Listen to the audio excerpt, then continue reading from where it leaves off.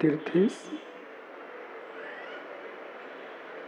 और दमाइन स्वामी के शासन में हम सही विराजते। तीर्थंक जिनेन्द्र पीयूष देशना जिनेन्द्रवाणी मनीषियों जगत कल्याणी ये सर्वज्ञ शासन नमोस्तु शासन जयवंतो वितरा श्रवण संस्कृति। भगवान सर्वज्ञ देव ने वस्तु के वस्तुत्व की व्याख्या करते हुए जगत के प्राणी मात्र को यह संदेश दिया, मित्र किसी द्रव्य के प्रति अशुभ चिंतन तुम्हारे अंदर नहीं आता, किसी पदार्थ के प्रति तुम्हारा अशुभ चिंतन नहीं आता,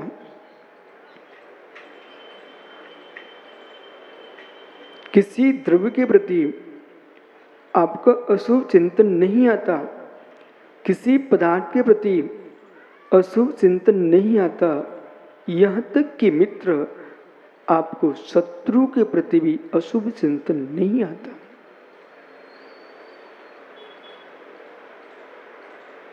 हो सकता आपके मस्तिष्क में एक ठोस लगे, ऐसा चिंतन तो आता है, फिर भी निषेध किस बात का? मित्र चिंतन नहीं आता, नहीं आता, नहीं आता।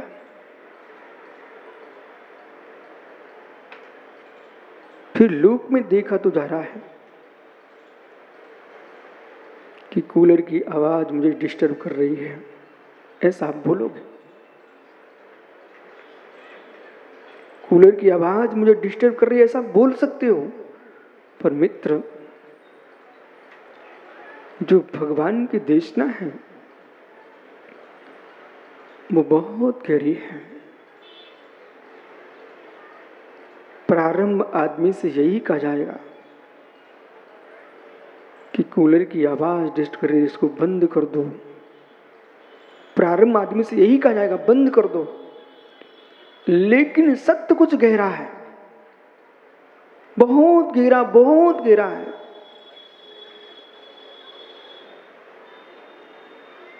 कोई तुमको डिस्टर्ब नहीं कर रहा, किसी के प्रति तुम्हारा द्वेष नहीं है, किसी के प्रति तुम्हारा द्वेष नहीं है, किसी के प्रति तुम्हारा प्रेम भी नहीं है। द्वेष भी नहीं है, प्रेम भी नहीं है, तो क्या मैं जड़ हो गया हूं? आप जड़ भी नहीं हो। किसी से द्वेष भी नहीं है, किसी से प्रेम भी नहीं है, और आप जड़ भी नहीं हो, तो फिर है क्या? यही वस्तुनिष्ठ विज्ञान है। जगत से प्रीति होती होती तो मित्र जब मोह विगलित हो जाता है, उनके अंदर प्रीति क्यों नहीं होती? जगत से प्रीति होती होती तो जिन योगियों का मोह नष्ट हो चुका है उनको प्रीति क्यों नहीं होती?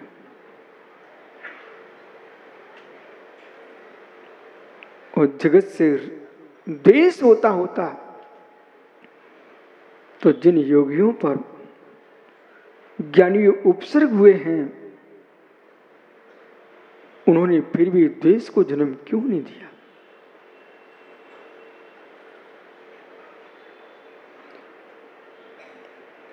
द्वेष को जन्म क्यों नहीं दिया?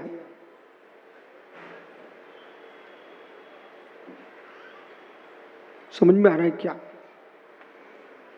यदि पर द्रव्य से प्रीति होती है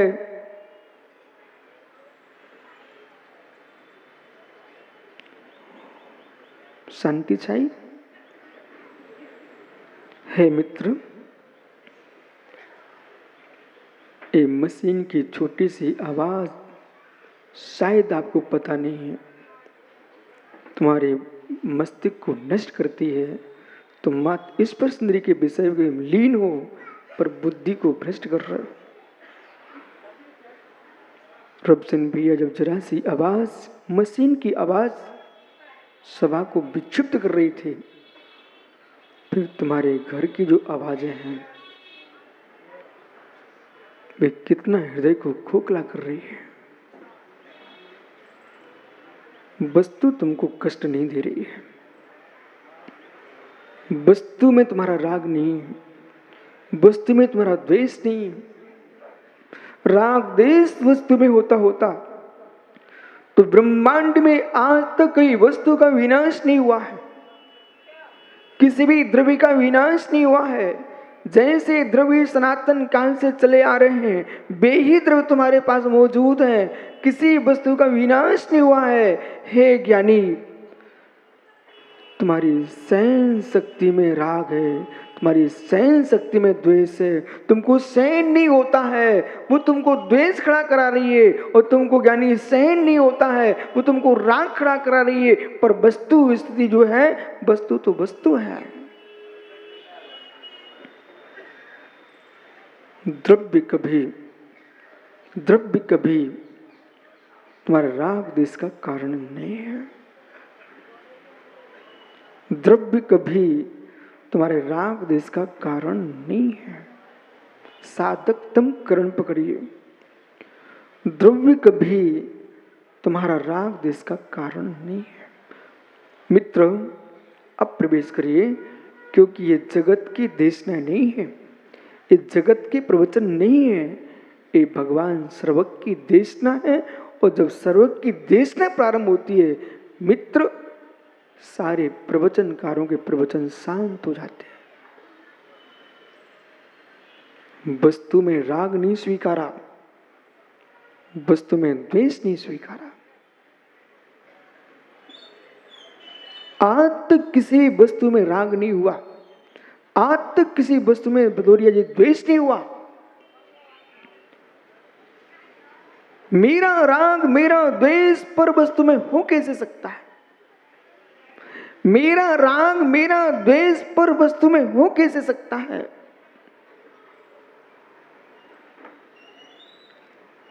मेरा राग मेरा द्वेष पर वस्तु में नहीं होता है। घी की चिकनाई घी में ही होती है,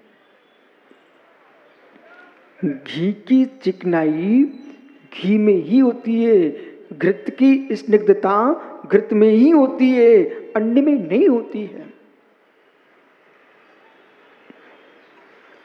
अन्न तो घी की चिकनाई से प्रभावित होता है, अन्न तो घी की चिकनाई से मित्र फिसलता है, पर चिकनाई तो घी में ही होती है। इसी प्रकार से राग द्वेष मित्र, इस पेन में मेरा राग नहीं है, इस पेन में मेरा द्वेष नहीं है, इस पेन में मेरा राग नहीं है, मेरा द्वेष नहीं है। विषय को विषय को विषय को विषय बना रहे हो, विषय को विषय बना रहे हो।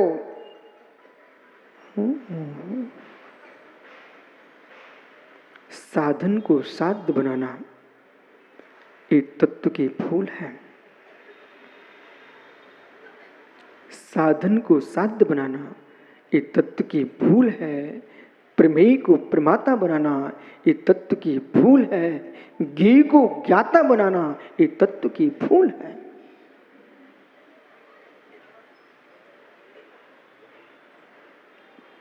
डॉक्टर साहब मक्खन भैया, ये जानने योग्य द्रव्य है, ये जानने योग्य द्रव्य है कि ज्ञान कराने वाला द्रव्य है। सभी तटस्थ हो चुके हो, जगत की आवाजें बंद हो चुकी हैं, अब भीतर की आवाज सुनो। ये जो मेरे हाथ में आपको दिख रहा है, ये जानने योग्य है कि जनाने योग्य है।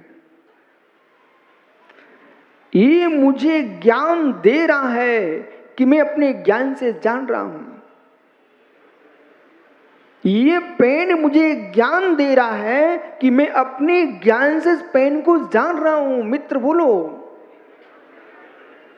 ओह ज्ञानियों, जैसे अपने ज्ञान से इस पेन को तुम जान रहे हो, पेन तुमको ज्ञान नहीं दे रहा है, ऐसे जगत के द्रव्य आपके ज्ञान के विषय हैं, वे तुम्हारे ज्ञान नहीं है। ऐसे ज्ञानियों, 5 जो पाप तुम्हारे पास है, जो 5 पाप है मुमुक्षु दिल्ली, जो 5 पाप है, वे पाप तुम्हारे पाप जो है वे यानी किसी वस्तु में नहीं है।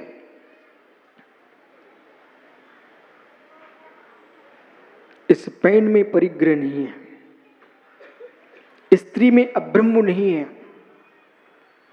संगीत में गीत नहीं है तुम्हारा, पुष्प में तुम्हारे लिए सुगंध नहीं है। क्या बोल रहे महाराज, पूरा उल्टे उल्टा। मित्र ऐसा इसलिए आप कह रहे हो क्योंकि आज तक तुमने उल्टा उल्टा समझ के रखा है, इसलिए सीधा तुमको उल्टा लग रहा है।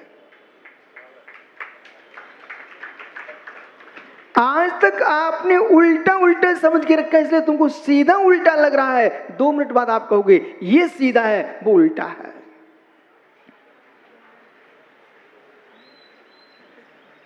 कोई स्त्री अब्रह्म नहीं, कोई पुरुष अब्रह्म नहीं, कोई नपुंसक अब्रह्म नहीं, कोई वस्तु परिग्रह नहीं, कोई वस्तु झूठ नहीं, कोई वस्तु चोरी नहीं, मित्र हिंसा नहीं, कोई भी वस्तु अभिषेक संगही पाप नहीं है। इस विषय को इसलिए आपको समझना है, कम से कम बाहर भटकने की जगह वहां तो तुम देखो ये सब है कहां। क्योंकि राकेश पंडित जी ने मात्र लोगों को ये भ्रम खड़ा के रखा है, भ्रम खड़ा करके रखा है। अपनी आत्मा का स्वरूप आत्मा में है, अपनी आत्मा का स्वरूप आत्मा में है, बाकी कोई बात नहीं बोलता भाई। हे मित्र, आत्मा का स्वरूप आत्मा में है, ऐसे तेरा पाप तेरी आत्मा में है, बाहर नहीं।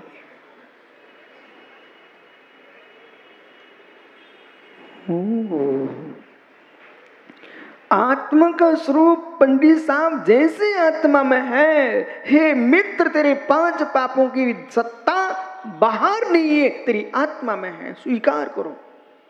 बराबर है?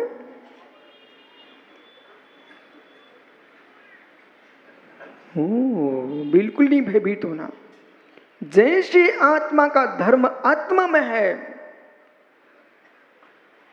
विभाव धर्म भी आत्मा में है, स्वभाव धर्म भी आत्मा में है। यदि ये पंडित साहब एक तरफ से भागते तो दूसरी तरफ पकड़े जाएंगे, और दूसरी तरफ भागते तीसरी तरफ पकड़े जाएंगे। आज ये भाग नहीं सकते। और राकेश से मतलब मेरा उनसे नहीं है जिनकी उल्टी बुद्धियां चली, उनसे है। पंडित जी, पहला प्रश्न, परस्पर प्रगो जीवा नाम।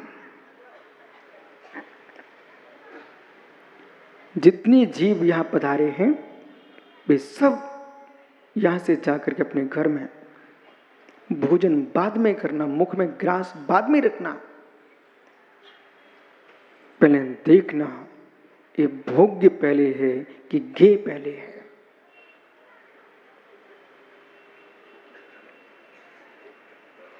भोग्य पहले है कि गेय पहले है।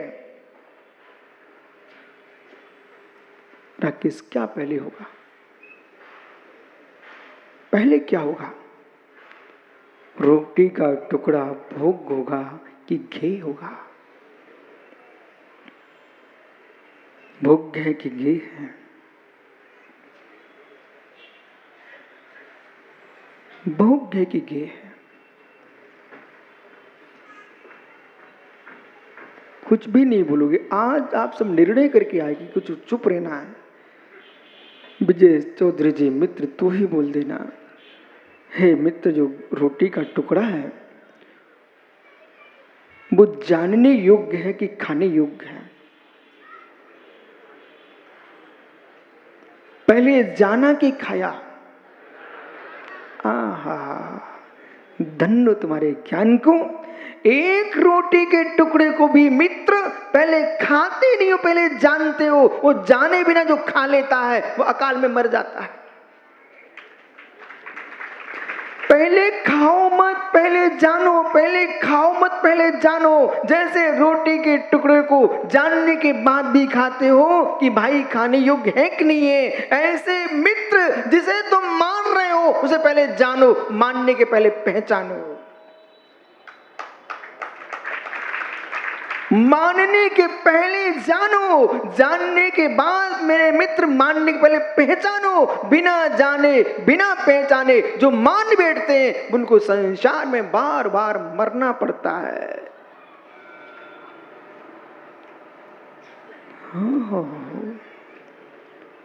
जब तक किसी को पहचानो मत तब तक मित्र श्रद्धा का पानी मत भर देना उसके भीतर। एक व्यक्ति को मैंने देखा मटके में पानी भर रहा था, पर पानी भरने के पहले उसने देखा मटके को चारों ओर कहीं छेद तो नहीं है। ये तो कैलाश वैद्य बेचारा कुएं से खींच रहा है, लंबी लंबी रस्सी से मेहनत कर रहा है, और छेद वाले मटके में भर देगा तो ज्ञानी उसकी मेहनत का क्या होगा। ऐसे मुमुक्षु दान दो, श्रद्धा दो, पर पहले देख लो मटके में छेद तो नहीं है, पात्र सही है तो तुम्हारा दान टिकेगा। वो पात्र सही है नहीं है तो पानी तेरा बह जाएगा।